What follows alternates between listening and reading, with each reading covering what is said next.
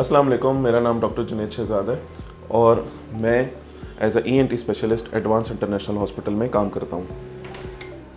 आज 3 मार्च का दिन वर्ल्ड हियरिंग डे के तौर पे मनाया जाता है। वर्ल्ड हियरिंग डे का मतलब है कि कान की समात का दिन। कान की समात जो है वो 2 तरह से इफ़ेक्ट हो सकती है। एक तो बोलचाल से पहले इफ़ेक्टेड हो या बोलचाल के बाद इफ़ेक्टेड हो। बाज़ बच्चों में शुरू से क़ुव्वत समात डिफेक्टेड होती है, उनमें क़ुव्वत समात कम होती है, इस वजह से वो बोलना नहीं सीख पाते। और बाज़ बच्चों में क़ुव्वत समात बाद में इफ़ेक्ट होती है या बड़ों में क़ुव्वत समात बाद में इफ़ेक्ट होती है, बोलचाल वो शुरू कर लेते हैं। तो इन दोनों में हमें बाज़ औक़ात स्पीच थेरेपी की ज़रूरत होती है। वर्ल्ड हियरिंग डे पे हम डिस्कस करते हैं कि जो क़ुव्वत समात इफ़ेक्ट हो रही है वो किस वजह से डिफेक्ट होती है।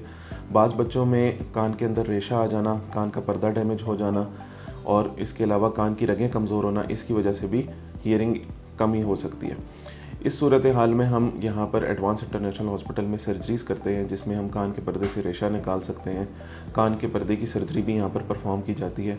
अगर कान की रगें कमज़ोर हों और बहुत ज़्यादा इफ़ेक्टेड हों तो उस सूरत में हम कुछ दवाइयाँ भी देते हैं, उससे भी कान की समात रिकवर हो सकती है। इसके अलावा अगर दवाइयों से रिकवर ना हो सकती हो तो हम हियरिंग एड आला समात का इस्तेमाल करवाते हैं और आला समात से भी अगर इफ़ेक्ट ना हो रहा हो तो इसके अलावा कॉकलियर इम्प्लांट की ऑप्शन भी हमारे यहाँ पाकिस्तान में और इस्लामाबाद में मौजूद है।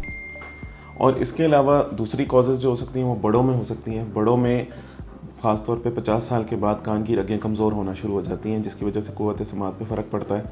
तो इस सूरत में हम एडवाइस करते हैं कि इस एज के लोग मल्टीविटामिन्स का इस्तेमाल ज़्यादा करें और इसके अलावा ड्राई फ्रूट्स वगैरह या ऐसी खुराक जिससे रगें तेज़ होती हैं, मजबूत होती हैं, उनका इस्तेमाल ज़रूर करें। बिलफ़र्ज़ अगर उनकी रगें ज़्यादा कमज़ोर हो जाती हैं तो उस सूरत में आला समात एडवाइस की जाती है।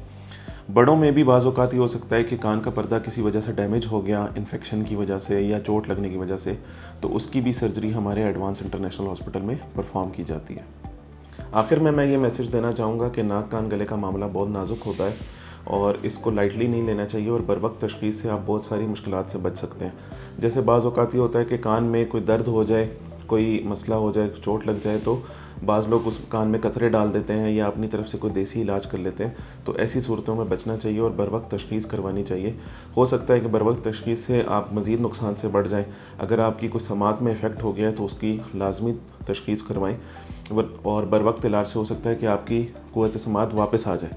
अगर वो आप टाइम पे इलाज नहीं करवाते तो हो सकता है वो परमानेंट लॉस हो जाए और आपको फिर आला समात की तरफ जाना पड़े या और किसी इलाज की तरफ जाना पड़े।